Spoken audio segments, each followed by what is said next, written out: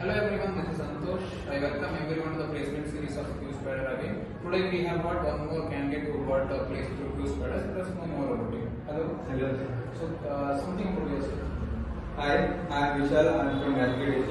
I completed my Bachelor of Engineering in CSE department from SLN College of Engineering, Ranchi. How did you get to know about QSpider? One of my friends suggested me to join QSpider. So what are the subjects that you have learned in QSpider? I learned SQL, Manual, Python and Selenium. SQL was taught by Rohan sir, Manual was taught by Suhas sir, and Python was taught by Arshan sir, and Selenium was taught by Sunil sir. So till now, how many interviews you have attended? 4 interviews sir. 4 interviews. For what package you have offered there? 2.5 APA. What was the interview procedure? There was a 3 rounds. First was aptitude round, second was technical, and third round was manual round. Manager. Okay. So what is your experience in QSpider?